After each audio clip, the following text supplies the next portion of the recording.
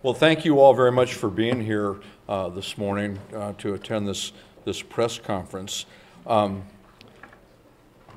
Right after the tragic shooting in Newtown, Connecticut, there was a task force formed, and I was asked to chair that task force on gun violence prevention. And some of the vice chairs are here today at the press conference, Mr. Perlmutter and Ms. Esty. And we worked long and hard to figure out what we could do to make sure that we protected our communities, protected our children and our grandchildren, and protected our Second Amendment rights. We came out of that working group with a good proposal that would save lives and, as I said, also respect the Second Amendment. And first and foremost was our bill that we introduced to expand background checks on anybody who bought a firearm through commercial sales. That bill is alive and well in the House with 189 bipartisan co-authors.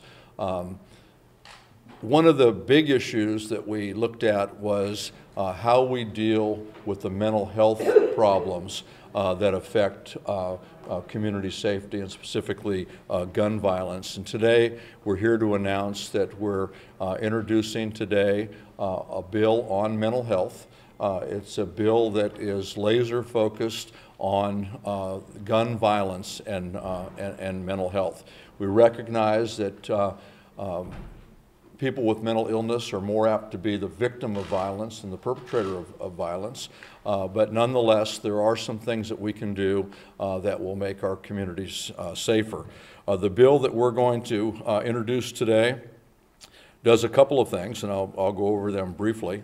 There's an intervention provision. We heard in our task force hearings from two specific programs, one on the West Coast, one on the East Coast, that focused on intervention. And so our bill makes grants available to state and local government to improve and enhance those types of intervention programs. It closes loopholes that are in our current gun laws and does this by prohibiting the purchase or the possession of a firearm by certain groups of individuals. These are people who have been convicted of stalking.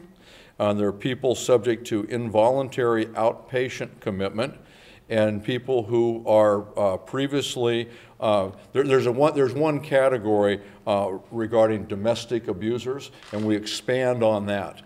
We expand to include other domestic abusers. Right now, it's mostly spouses, or it's only spouses and people who cohabitate. But the truth is, we've expanded it to include other folks who fall into that domestic abuser category. We also build on the partnership between the federal and the state government. We provide grants so states can create laws that allow law enforcement to get a warrant to remove firearms from the possession of any individuals who are of danger to themselves or others. We heard most recently in this last tragedy in Santa Barbara where a parent informed law enforcement that they had concerns about their son. Their son sadly killed a number of people. And what we want to do is make sure when there is a concern expressed that law enforcement is educated, they know what's available to them, what tools are available to them, and there's a process, a legal process through the warrant process to be able to take guns away from those folks to ensure that they don't do any harm to themselves or others. And I want to point out that there's two states that already have this. Both Connecticut and Indiana have a form of this, and it's something that we can actually see some real on-the-ground results from. Also, we temporarily prohibit the purchase and the possession of a gun after an involuntary hospitalization on an emergency basis due to serious mental illness. The other thing that we want to do is make sure that we get the records into the background check system. We had a pretty good victory yesterday on the floor, an amendment to the bill that actually provides much needed money to states so they can upgrade these records. So it doesn't do any good to do background checks if you're not checking it against anything. And we further take this on by clarifying that nothing in HIPAA prohibits the submission of mental health records into the NICS system. And it requires all federal agencies who hold mental health records to share them with the NICS. And this is one that I think is critically important. It expands the system that notifies the state and local law enforcement. The FBI notifies state and local law enforcement if anyone who is prohibited and is a felon tries to buy, or excuse me, a fugitive and tries to buy a gun. The FBI notifies state and local law enforcement. They can follow up. The other prohibited categories don't get the same attention in that notification process. And this bill would require that the FBI let the local law enforcement, state law enforcement know when somebody who's prohibited from buying a gun tries to buy a gun. This in itself will save a lot of laws. And it's important also to note that we have a uniform and fair restoration process. It would be a minimum that all states would have to meet in order to restore someone's gun rights and ability to possess a firearm. Now, I want to recognize that there's no one law that will save every life. But that's no excuse not to try and do what you can do. This is a good law that will protect people's rights, will protect the safety in a community. It's respective of the Second Amendment, and it's a bill that needs to be passed. There's some groups who were supportive of this. It helped us a lot in our effort to come out with the best bill, and I want to just mention them. The Coalition to Stop Gun Violence, Sandy Hook Promise, National Task Force to End Sexual and Domestic Violence, the Mental Health of America, American Psychological Association, and Americans for Responsible Solutions.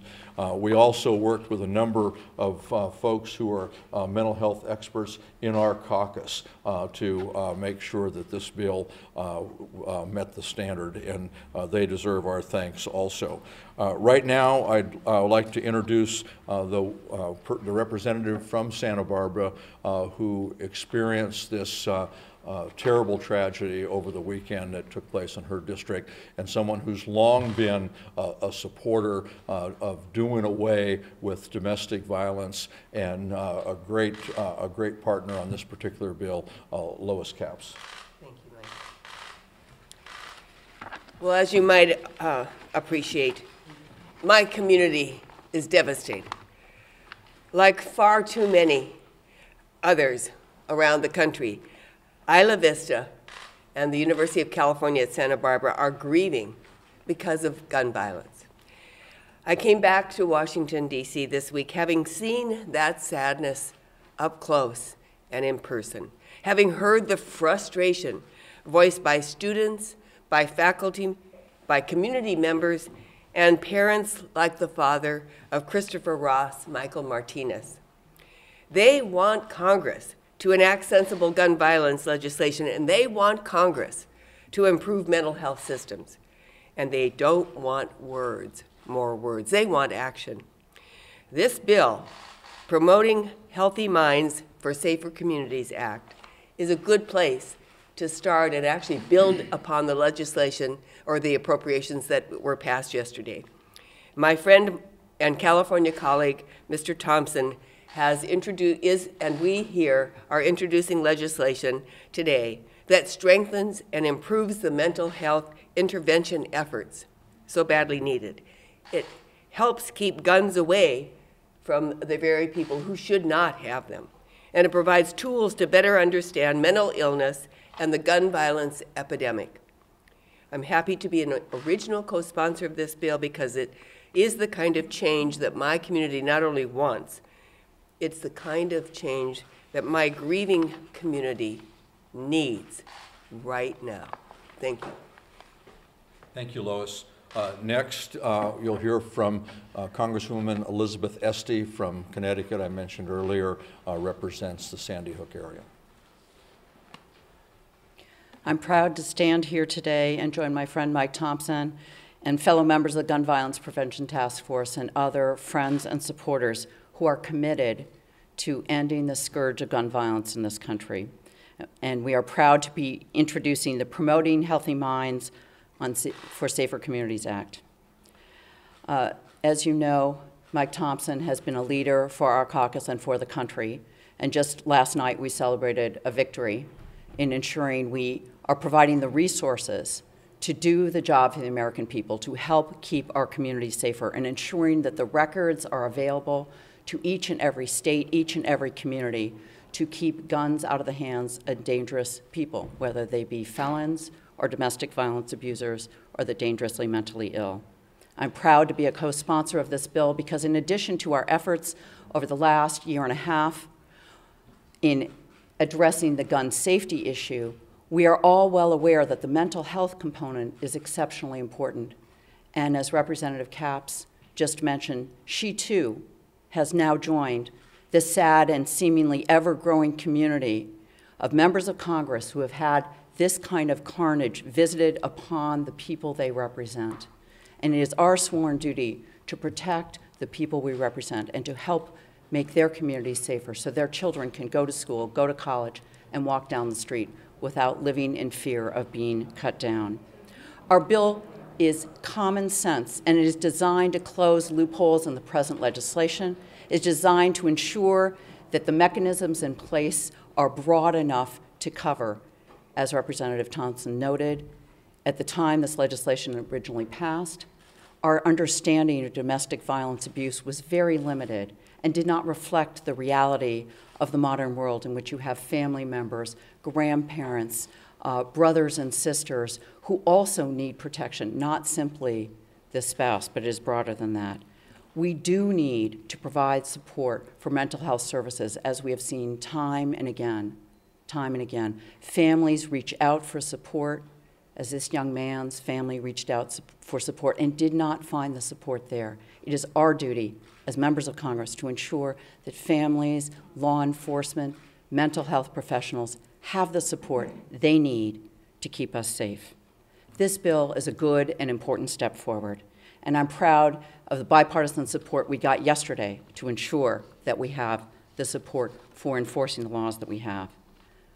But let me emphasize, as a representative for Newtown, Connecticut, which was cheered and heartened by that bipartisan support yesterday, the work is not done. It's a good step forward, but we need to move forward. This Congress needs to act on enacting common sense gun violence prevention efforts, starting with a criminal background check that the vast majority of American people know will help keep us safer. This is about saving lives and about making our communities safer. We can and we must do more. We can never forget the loss of 20 school children and 6 brave educators and increasing numbers of communities around this country who are experiencing similar heart-wrenching losses. I will never be able to forget the painful moments in a firehouse as families were learning that their children were not coming home. We can and we must do better. This bill is an important component, a critical component, in a comprehensive effort for this country to step up and do the right thing, to address the scourge of gun violence in this country, to empower mental health professionals, families, and law enforcement to help keep weapons out of the hands of those who should not have them, while respecting the rights of lawful gun owners. That's why this Congress needs to act. We should be passing this bill we're introducing today. We need to pass criminal background check expansion, and we need to ensure that families, communities, law enforcement, and mental health professionals have the resources and the support they need to help keep us safe. Thank you very much. Thank you. Next, we'll hear from Joe Crowley, our caucus vice chair, a good friend of mine since we came here together, elected in the same class, and a great leader and a lot of help on the whole issue of gun violence prevention. Thank you, Michael. And on behalf of the House Democratic leadership, let me thank the entire task force, the House Gun Violence Prevention Task Force. I want to start with Mike Thompson. Mike has brought eloquence and incredible credibility to this issue. And we thank you, Michael, for stepping up and taking on this challenge. I want to thank all my colleagues who are here today. You've heard from Elizabeth Esty. You will hear from Ed Perlmutter, who as well has been no stranger, unfortunately, to gun violence. We'll also hear from Shaka Fatah, like myself, is no stranger to inner city gun violence, and we can't forget that as well. But anytime we hear about a tragedy like the one in California this past weekend, it just harkens back to just how difficult an issue this is, but one that needs to be addressed. Lois Capps is a nurse by profession. Her entire life has been about healing people, and now she has an entire community that she will need to heal. But we want to be there for her, not only in words, but in action. Words have failed us, and we fall back on if only, and would, and could, and significantly, should. What should we be doing? What should we be doing better instead of the status quo? Too often it's just reflective to wonder, how did all this happen? But we know how these events have occurred. Signs get missed, assistance can't be found, individual cases slip between the gaps in programs designed to help. Let's not be forced to look back in hindsight and wish something could have been done differently. We have this opportunity in our hands, a comprehensive, common sense package that addresses the real and obvious needs for mental health interventions. It closes loopholes in our mental health and our firearms laws that stop help from getting to those who need it, and that leaves us unable to protect our communities in the moments that matter most. Every member of Congress should join in supporting this comprehensive legislation. There's that word again, should. Not would have, could have, or won't or can't, but should, because we should do more. Thank you, Joe. Shaka Fatah is not only a co-chair of the Gun Violence Prevention Task Force, he was a real star last night in helping to pass this amendment that would provide the money we need to do the background checks. You didn't pull a rabbit out of your hat, but you pulled the money we needed out of your hat to make sure that we could do it in a responsible way. So, Shaka, thank you for all of your work. Let me say I'm pleased to co-sponsor and moreover been extraordinarily honored to have a chance to work with Congressman Thompson in this effort. We were together last September with the, we were in California with the Staglins, focused on this question that brings us here today, promoting healthier minds and how to deal with mental health issues related to violence. As you start out your day here in Washington, you never know exactly what's going to happen. We had shootings at the Navy Yard. We had, on one morning, we had shootings at the Holocaust Museum or the mall down in Columbia. The reality is that it's not just Santa Barbara or Newtown. Joe Crowley, the 9/11 Museum is a place where people can focus a remembrance around events of 9/11. But if we had a museum for the victims of gunshots, we couldn't build an deficit large enough. I mean, where would we put all of those young people who've been shot by accidental gunshots in their homes when they stumble across a gun that wasn't well enough put away, or those who used guns to commit suicide, or the situations where people walked into movie theaters or into schools? I mean, you just think about the tens of thousands of American lives that have been lost to firearm violence of all kinds. not just in this city, but across our country, then you understand what the impetus is for the work that Congressman Thompson and those behind me have been engaged in. And mental health is a critically important part of this, and that's what this bill is focused on. But this Congress has a responsibility and to do more. And I'm very pleased that in the CJS bill on last night, we were able to make some progress in the right direction. But we have a lot of work in front of us because we don't want a circumstance where every single morning we wake up, we have some inclination that somewhere in some city or in some town, someone else has lost their lives to senseless gunfire. Thank you. Thanks, Chaka. And he was out in my district in the Napa Valley for the One Mind seminar that the Staglins have every year. They've raised over $100 million for mental health. Chaka was there, and like anybody who comes to my district, I said, hey, and you had your lovely wife with you. I said, can I show you around? Napa Valley's beautiful. He said, I'd love to, but we flew in this morning for this conference. Now that I've spoken, I've got to fly back. So he's somebody who, I couldn't believe it. It was all business all the time, so thank you. Another vice chair of the Gun Violence Prevention Task Force, someone who's been instrumental in this, and in part because he knows firsthand the experience and the tragedy of gun violence in his own district amongst his own constituents in Aurora, but Ed Perlmutter.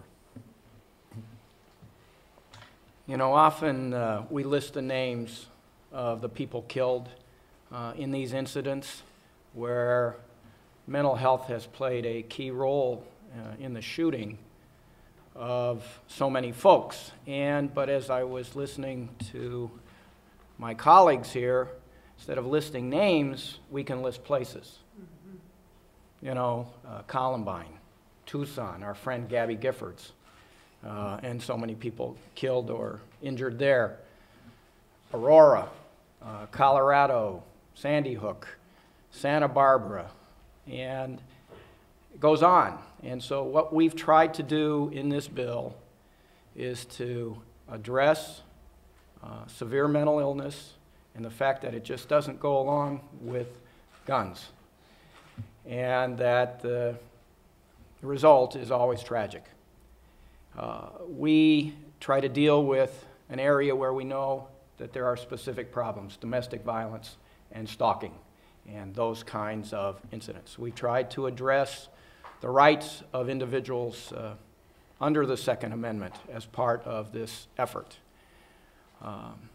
This is a difficult subject for all of us. The damage done to communities, the damage done to families, damage done to individuals, and you know, our job as members of Congress, our job as elected officials is to address this in the best way we can, knowing it's not going to be perfect, it's not going to be foolproof, but to try to address it in a way that respects people's rights to live in safe communities, to address people's rights under the Constitution. And we've done our best in putting this piece of legislation together and responding to the needs and the concerns and the cries of our communities. So I thank the Chairman Thompson and to the other members for speaking here, for us taking on a very tough subject, but one that has to be addressed. Thanks, Eddie. And then lastly, I'll introduce my longtime friend, former state Senate colleague, and now colleague in Congress from Oakland, California, Barbara Lee. Thank you very much, Congressman Thompson. Let me thank yourself so much for your tremendous leadership and all of our members here, Congressman Shaka Fatah, everyone, for coming together this morning to really announce and put forth once again legislation that recognizes the importance of improving our mental health system as an important component, mind you, of reducing and preventing gun violence. And first, let me just say to Congresswoman Lois Capps, my thoughts and prayers continue to be with you. The community of Santa Barbara, my son went to the University of Santa Barbara, and we know that community very well, and the tragic and horrific shooting has really made us all pause, and we just want to share our condolences and our friendship with you. from my district and my family to yours. I'm a psychiatric social worker by profession. I founded a community mental health center, and I know the firsthand effects of mental health issues on individuals, families, and communities. Yet in recent years, we've seen a decrease in mental health resources. That's why this bill is so important. It includes measures to boost mental health research. Can you believe CDC needs to be encouraged and authorized to do research on gun violence? Gun violence is a public health problem. It's a mental health problem, and we have to understand the ramifications of gun violence on mental health. And so this bill is very, very important for that aspect. Also, I'm very pleased, Congressman Thompson, that this bill includes provisions for my bill, the Student Support Act, which would provide grants to states to hire more school-based mental health professionals. So often, well, we know teachers are oftentimes overburdened. They're teaching. That's what they're there to do, is teach. They don't have a chance to identified early on certain issues that could lead to certain mental health issues that could lead to violence and to disturbances on school campuses. And so we need more school mental health professionals. I chair the Social Work Caucus here on the Hill, and one of our focus has been, of course, gun safety, gun violence prevention laws, as well as broadening our mental health work on school campuses to prevent the onset of violence. At recent events, we've underscored the fact that we have individual responsibility to be vigilant in recognizing when our coworkers, our friends, and our colleagues are suffering in silence, and oftentimes that's what happens. We've seen the profiles of some of those who have committed these tragic, brutal homicides. Many were suffering in silence. We need to recognize and know that we all have a responsibility to encourage individuals to seek the help that they need. So the time for action is now. Our schools shouldn't wait any longer. Our community should not have to wait any longer. And finally, I have to just say we cannot allow only mental health issues to be discussed and addressed within the context of violence. We have to deal with gun safety, gun violence prevention, as well as mental health services and psychiatric services and prevention. So much a part of this legislation is about preventing the onset of mental illness act-outs and mental health issues. And so I just thank you again for this legislation, and thank you all for staying very steady, because sometimes the politics of this gets a little tough, but we can't let the politics of it push us back. We have to push forward, because sooner or later we're going to do what the American people want us to do, and that is to make our country the safest in the world. Thank you again. Thanks, Barbara. Well, thank you all for being here this morning, and thank you all for your work, your ongoing work on these important issues. And we'll now open it up for questions. Yes, ma'am. Congressman Murphy has a bill that just deals with reforming mental health federal programs. It doesn't really talk about changing any gun laws per se. Is that not enough? Is it enough just to deal with mental health? This bill is meant to be a complement to the other mental health bills that are out there. There are a couple of them. I know Murphy has one, Ron Barber, one of our co-chairs, has one, and this is a complement to those bills. And as I said at the onset, this is pretty laser focused on domestic violence and on the gun aspects of mental health. Yes, ma'am. Mr. Thompson, after the Sandy Hook shooting, you weren't able to pass a background check bill that did have some mental health provisions in it, and you've admitted, I believe, before the power of the gun lobby. Why do you think this time, or do you think this time it can be any different? Well, I don't think there's any one time that's different, better, or otherwise. This is an incredibly important issue. Lives are at stake. The safety of communities are at stake. And it's incumbent upon us to do everything we can to pass sensible gun laws. And as I know you know, and I'm assuming everybody else knows, I'm what's sometimes referred to as a gun guy. I have guns. I'm a hunter. I have experience with firearms, both from a recreational perspective, and I also carried an assault weapon for a tour in Vietnam. So I know guns pretty well, and I've got to tell you, as a gun guy, I'm ashamed that we can't step up and pass sensible gun laws to protect our children and our grandchildren and make our communities safe. There's nothing to be afraid of in the legislation that we've put forward. This mental health bill, or the background check bill, or the added funding to make sure that the NICS system has the data necessary to use to make sure that dangerously mentally ill individuals and criminals don't get guns. And if we cannot do everything we can to provide a first line of defense to keep guns away from and out of the hands of the dangerously mentally ill and the criminals, it's a sorry state of affairs.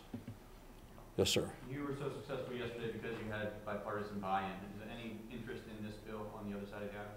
Well, we have bipartisan buy-in in the background check, my background check bill also, and that's a function of working hard with all of our colleagues, working with the Republicans that we know and can work with, and presenting the facts to them, and working with the outside groups also to make sure that these folks come to the table and work with us. We'll do the same thing here. I've shopped this with some Republican colleagues. We'll continue to do that. And after all of you leave here today and write those wonderful stories that you're going to write, and they appear in newspapers throughout the country, and the electronic media puts this press conference on the air, I'm sure people will be lining up to sign up. But nobody's committed right now. As of right now, there's 20 co-authors. They're all Democrats. I know each of these incidents is different, and you can't prevent everything. But just looking at what is in this bill, I can't see anything in here that would have prevented what happened in Santa Barbara. Ms. Capps is making faces. No. Well, I'll let Lois speak, but you're right. We can't prevent everything. And I said that right at the beginning of this conference, but that's no excuse to do nothing. And we have to do everything we can to try. In regard to any one specific tragedy, and the one you raised is in Santa Barbara, there may be some things in here that help. We have the provision that allows law enforcement to get a warrant to remove guns from the possession of someone who could be a danger to themselves or someone else.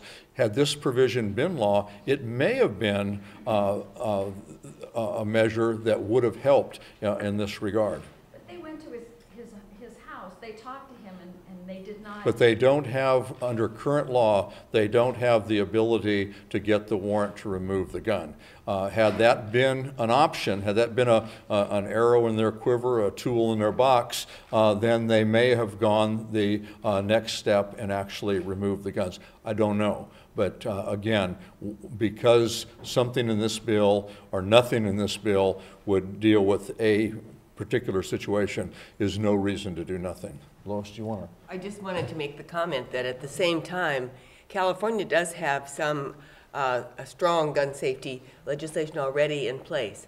And that's another cause for frustration. People saying, well, you have all these measures there, and still look what happened. But we learn from, tragically, we learned from this kind of situation, and the local representatives, the state senator and a person representing in Sacramento, are introducing legislation that, when combined with both the resources from yesterday and also perhaps some of the ingredients of this legislation, could give a state the tools that it needs to move in the direction its people want to see. Anyone else? Have you ever seen a bill, you're a gun owner, have you ever seen a bill come to the House that would threaten you as a gun owner and you say, oh my God, they're taking my guns? Have you ever seen a bill presented? I have not. And in addition to that, I'm from the state that Ms. Capps just pointed out has strict gun laws. And there's nothing that California has passed that has prevented me from having the guns that I have, or the only thing that's prevented me from having the guns I might want are my pocketbook and my wife. Then why does the gun lobbyists have you guys in a knot where you can't do anything? Well, I don't think it's correct to suggest us guys, because we are out there doing something, and there are 189 co-authors of the background check bill. So there are a number of members of Congress who recognize that protecting someone's Second Amendment rights and protecting someone's children, grandchildren, and community are not mutually exclusive. You can do both. So hats off to them. I think we have a lot of work to do with some of the others, but there's no question about it. There are advocacy groups who are very successful in stopping good pieces of legislation, and those are the things that we need to be trying to turn around. And if you drill deeper and you look at the most well-recognized organization who advocates on the part of gun owners and gun rights, there's I think 65% or something, or 80% of their membership believes in background checks. So they're not even representing their membership. They're speaking to a higher authority of some sort. Yes, ma'am. So often with mental health, we hear that sometimes the problem can be identified, but there just aren't the resources to follow through and make sure that for months and years ahead that those people are still protected. Does this bill have anything that looks at that particular issue in the sort of the long-term follow-through on this? Well, as I say, this is very narrowly focused on the domestic abuse and mental health as it pertains to guns. You certainly raise a valid point. You know, there's never enough money to do everything that needs to be done. And if I could quote former President Clinton, anyone who tells you they can't solve a problem by throwing money at it is always talking about someone else's problem.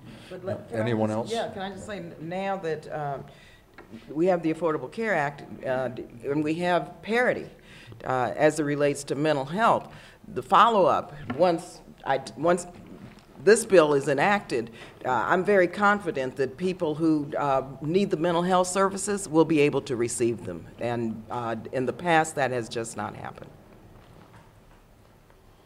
Anything else? All right, thank you all very much. Thanks, Mike. Thank you.